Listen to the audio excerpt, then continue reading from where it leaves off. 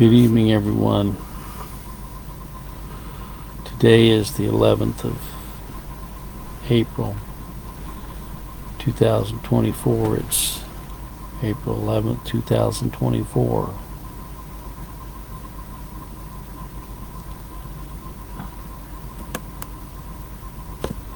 I've entitled this video, The Providence of God, or the Providence.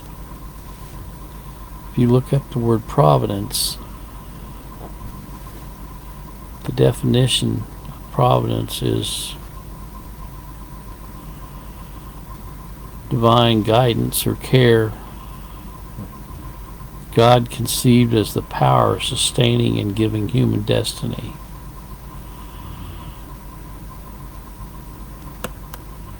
God conceived as the power sustaining and guiding human destiny.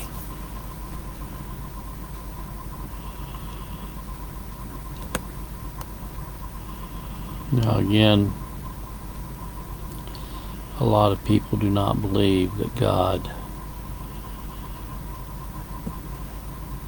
sustains or guides human destiny.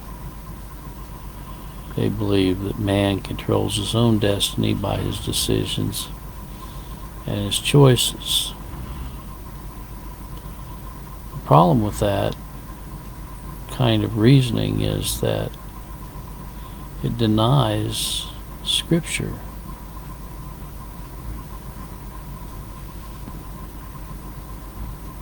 Paul made a speech on Mars Hill one time,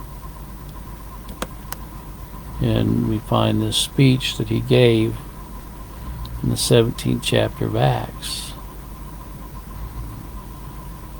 And he said,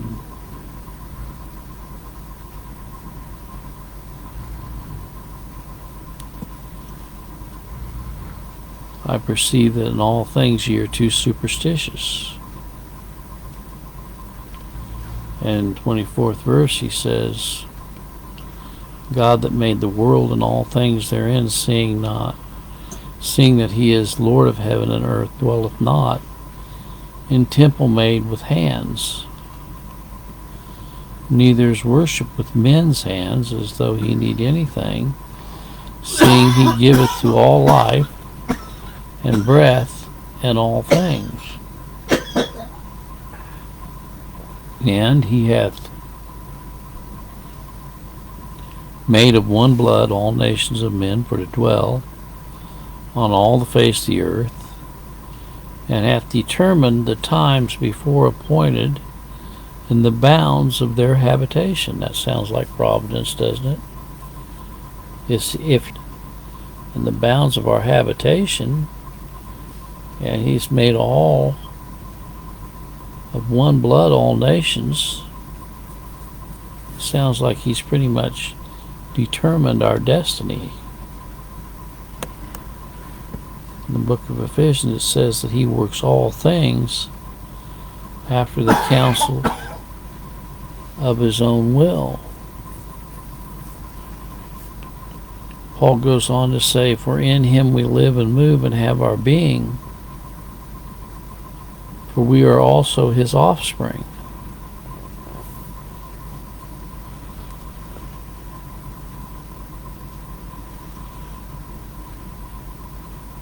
Well, there are many, many, many portions of Scripture that point to the provident hand of God in people's lives. All the way through the Old Testament we see God's providence revealed in the life of Moses, in the life of Isaac, in the life of Jacob, in the life of Joseph, in the life of Samson, in the life of Jonah, in the life of David, in the life of Daniel, in the life of Enoch, in the life of the prophets, Isaiah, Jeremiah, Ezekiel, Hosea, Joel, and Amos, Obadiah, Micah, Nahum, Habakkuk, all of them. And so when someone talks about fate You know, there's a Christmas song that says, "If the fates allow." And you hear people in the secular world talking about the luck of the draw, you know, or being lucky, having a stroke of luck. There's no such thing as luck. Everything happens for and by the provident hand of God. You know, a lot of people have asked questions about the purposes of God in this or the purposes of God in that. God has purposed all things that happen.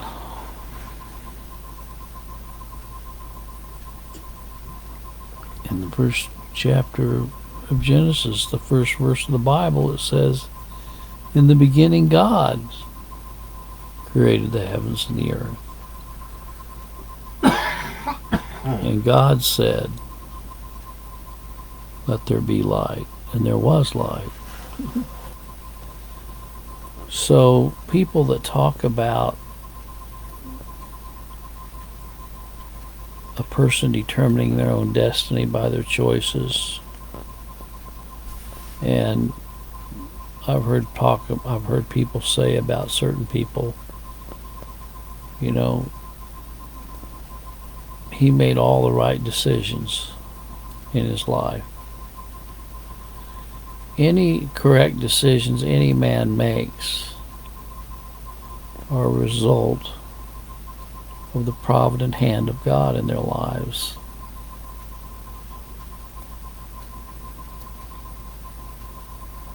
There's no such thing as fate or luck of the draw or man picking himself up by bootstraps. Zig Ziglar used to say, well, you just have to prime the pump. You know, Dale Carnegie wrote a book, Winning Friends and Influencing People. Just humanistic, man-centered philosophy. I used to buy into all of that stuff. I used to have all those self-help books. Psycho-Cybernetics, How to Win Friends and Influence People. Donald Trump even wrote a book, The Art of the Deal, thinking that he had all the ability to make good deals in life. Doesn't seem to be working out very well for him right now, does it? And Nebuchadnezzar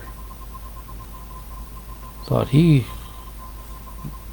determined all of his destiny before his kingdom fell. He was brought to his senses about the true God of Israel and who he was and who he is. He said, I am that I am.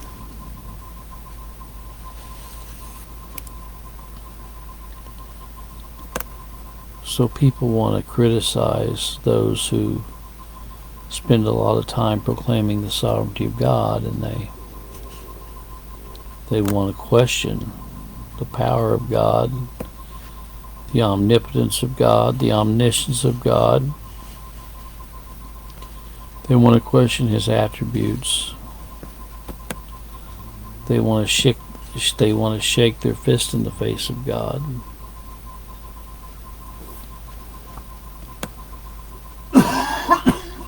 And they want to give man all the glory in all things.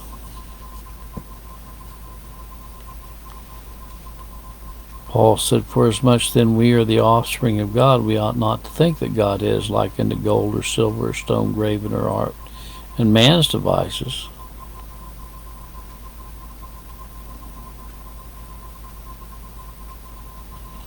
Well, Christ, speaking of the resurrection said, I have the power to lay my life down, and I have the power to take it again. And he showed that by raising from the dead. There's no greater power than to give someone life and to raise someone from the dead.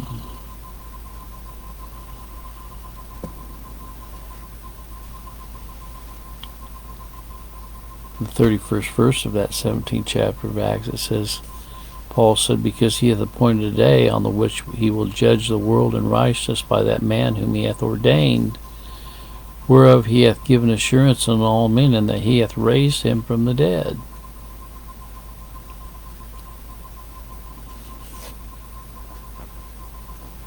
There's no greater power than that.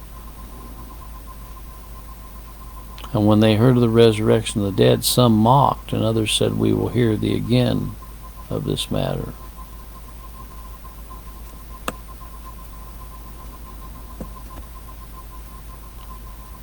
Well, there's a lot of people that really do not want to deal with the reality of the provident hand of God, but there's evidence throughout all of Scripture. I hope you have a Good Friday and realize that God is in control. And whatever man does to try to circumvent it, God always checkmates every time. God bless.